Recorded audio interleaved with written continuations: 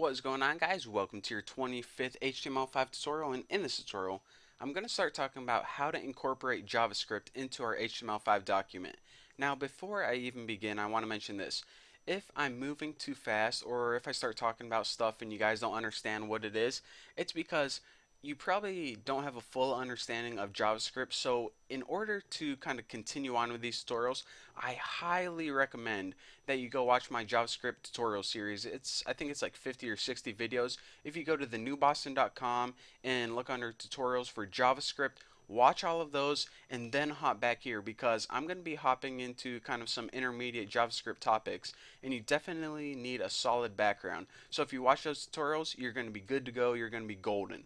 So the very first thing I want to do is I want to make an external JavaScript file because we're going to be typing kind of a lot of JavaScript. So I don't want to embed it or else it's going to get messy. And another thing, I ripped out all of those HTML5 tags and also that CSS file declaration. So anyways, just want to tell you guys, this is our starting point, no CSS files for now.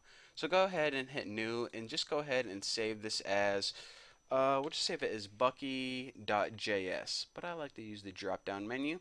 So .js, and you can save yours as anything.js. And I don't know if you guys forgot this or not, but whenever you're working with JavaScript embedded, then you usually need those script tags. But whenever you have an external JavaScript file, then remember not to write those script tags whatsoever.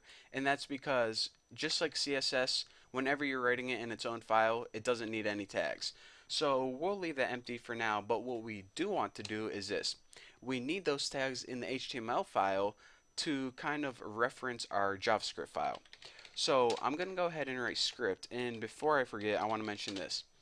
In my old JavaScript tutorials, I mentioned that you need that type attribute that says type equals text JavaScript, but with HTML5 in a lot of new browsers nowadays, the default scripting language is JavaScript. So therefore, you don't need to explicitly tell it that you're working with JavaScript because it's going to assume that you're working with JavaScript by default. So no type attribute needed. Just go ahead and write your source attribute, which is what is the name of the file that you want to include? Bucky.javascript. So now just go ahead and end a scripting tag to complete both of your scripting tags. And now I'm going to write three things that are going to help us with this example. I'm just going to make three simple sample paragraphs. These are going to be pretty boring. First, and yep, this is going to be second, and this is going to be third.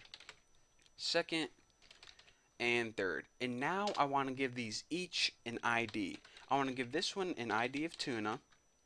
I want to give this second one an ID of, let's say, bacon, because I'm terribly hungry right now. And this third one an ID of tuna. So as you notice, this first paragraph and this third paragraph both have an ID of tuna, and the second paragraph has an ID of bacon. So if we just go ahead and save this and refresh it, we get 1, 2, 3 paragraphs. If we click on them, nothing happens. They're just plain old dumb paragraphs on our screen. So now let's go ahead and add some intelligence to this. The first thing I want to do is I want to talk to you guys about a new function called query selector.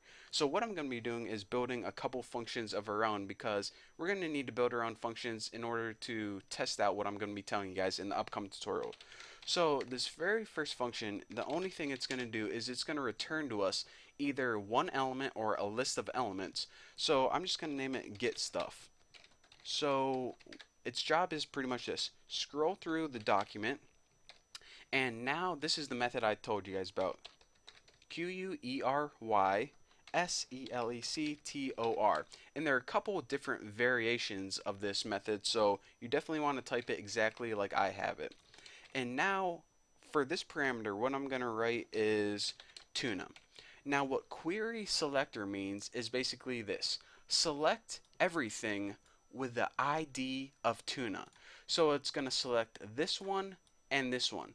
Now this variation of this method is going to return to you the very first element selected. So it's going to say, okay, I'm going to scroll through your document, and as soon as I hit an element with the ID of tuna, that's what I'm going to return. So in this case, it would return this first paragraph. So what we're going to say is, okay, then we can, just do stuff to it. So what do we want to do whenever it returns this? We'll just write on click equals talk.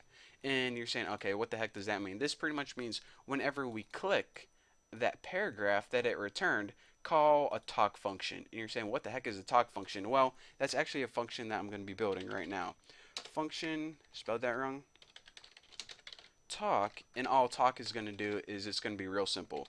Just pop up an alert box on the screen that says, I don't know, like say something, yo ma, just like that.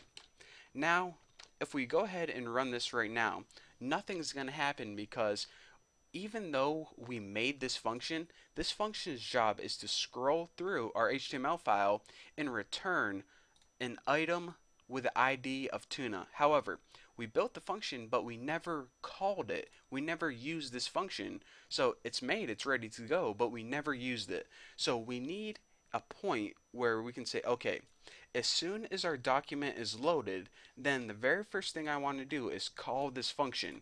So a great place to do this is if we hit window on load, and this calls whenever everything in our web page gets loaded. What do you want to do?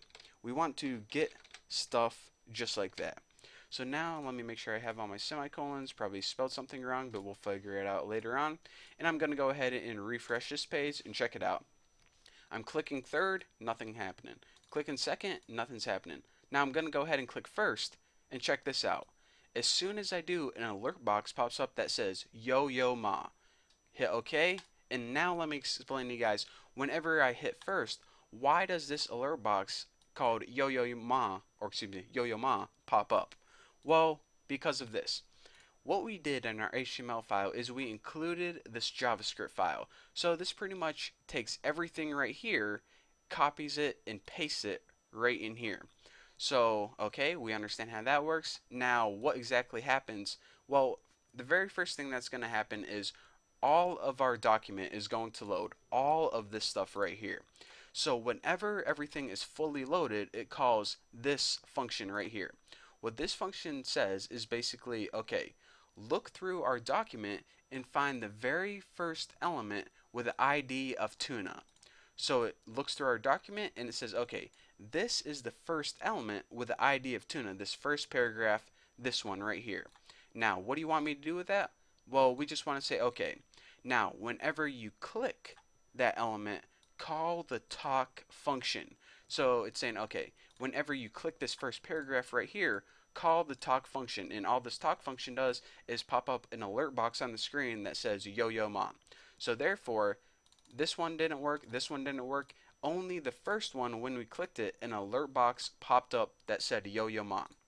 And there you have it. There is your introductory to JavaScript. I know I took it kind of slow this time because, it's been a little ways, or excuse me, it's been, probably a couple months since you typed any JavaScript. But hopefully you understand it. We're back in business, back in the flow. So that's all I have for you guys for this tutorial.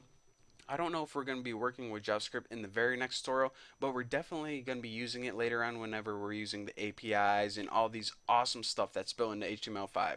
So there you go, there you have it. Thank you guys for watching, and don't forget to subscribe, and don't forget to check out my new website. Go to thenewboston.com and it'll pop up. Tell me guys what you think. So yeah, there you go. I'll see you later.